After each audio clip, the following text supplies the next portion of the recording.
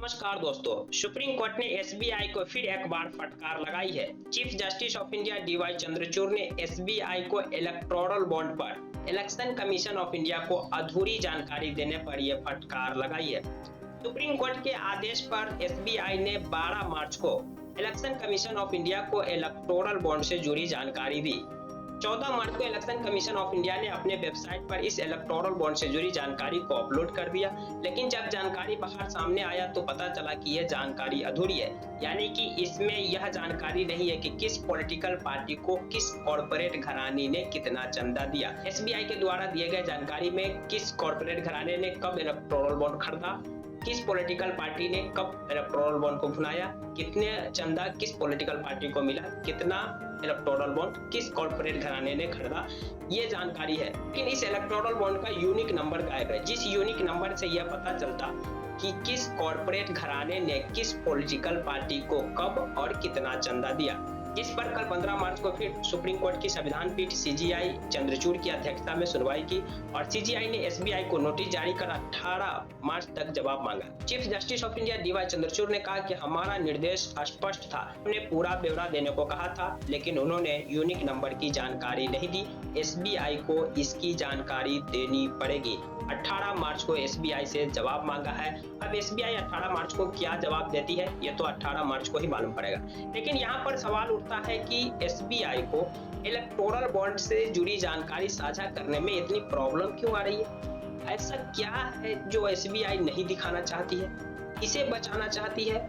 क्योंकि supreme court ने 6 मार्च को ही एसबीआई को आदेश दिया था कि आप इलेक्टोरल बॉन्ड से जुड़ा सभी जानकारी इलेक्शन कमीशन ऑफ इंडिया को सौंप दीजिए। लेकिन इस 6 मार्च से पहले ही 4 मार्च को एसबीआई सुप्रीम कोर्ट का दरवाजा खटखटा कर कहती है कि हमसे 6 मार्च तक ये सारा जानकारी नहीं दिया पार लगेगा, हमको 30 जून तक का समय दीजिए। 11 मार्च को सुप्रीम कोर्ट की संविधान पीठ इस मामले पर सुनवाई करती है और सुप्रीम कोर्ट एसबीआई की याचिका को खारिज करते हुए सख्त लहजे में आदेश देती है कि कल 12 मार्च यानी 24 घंटे के अंदर आपको ये सारा data election commission of India को सौंपना पड़ेगा। अगर एसबीआई ये नहीं करती है तो उस पर अवमानना की भी कार्रवाई की जा सकती है। इसके बाद 12 मार्च को शाम 5 बजे से पहले एसबीआई ने सारा data election commission of India को सौंप दिया। इलेक्शन कमीशन ऑफ इंडिया के पास ये डेटा पहुंचा और इलेक्शन कमीशन ऑफ इंडिया 14 मार्च को अपने वेबसाइट पर अपलोड कर दिए। लेकिन ये डेटा आधा अधूरी था। इस डेटा से ये नहीं मालूम पड़ रहा था कि किस कॉर्पोरेट घराने ने किस पॉलिटिकल पार्टी को कितना चंदा दिया।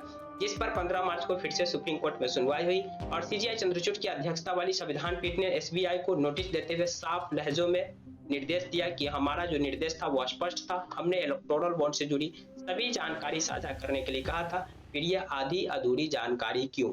और 18 मार्च तक एसबीआई से यह जानकारी मांगी गई है। हम आपको बता दें कि इलेक्टोरल बॉन्ड से जो जुड़ी जानकारी बाहर निकल कर आई है, इसमें यह मालूम पड़ा है कि किस पॉलिटिकल पार्टी को कितना चंदा मिला इससे और किस कॉर्पोरेट घराने ने सबसे ज्यादा चंदा दिया। टॉप जो 30 कंट्री है जिन्होंने सबसे ज्यादा इलेक्टोरल बॉन्ड के जरिए पॉलिटिकल पार्टी को चंदा दिया, उस टॉप 30 कंपनी में से 14 ऐसी कंपनी है जिस पर सेंट्रल इन्वेस्टिगेशन यानी कहने का मतलब ईडी या सीबीआई या आईटी विभाग के छापे पड़े। तो यहाँ पर जो ऑपोजिशन पार्टी आरोप लगाती है कि केंद्र सरकार जो बड़े बड़े कॉर्पोरेट घराने कंपनी पर ईडी सीबीआई के छापे मारकर जबरदस्ती अपने जो पार्टी है बीजेपी के लिए फंडिंग करवाती है, इन आरोप में कहीं न कहीं सच्चाई दिखाई पड़ती है। क्योंकि 30 जो टॉप कंपनी है जिन्होंने इलेक्टोरल बॉन्ड के जरिए चंदा दिए, उन 30 में से 14 पर ईडी सीबीआई या आईटी विभाग के कार्रवाई हुए और अभी तक तो ये डेटा अभी स्पष्ट नहीं है कि इन कंपनियों ने किसको कितना चंदा दिया। 18 मार्च को एसबीआई जब सुप्रीम कोर्ट को जवाब देगी या फिर एसबीआई यूनिक नंबर फिर से इलेक्शन कमीशन ऑफ इंडिया को सौंपती है, तब ये जानकारी बाहर भी निकल कर आ जाएगा जिन कंपनियों पर ईडी सीबीआई के रेड पड़े उन कंपनियों ने किस पॉलिटिकल पार्टी को चंदा दिया।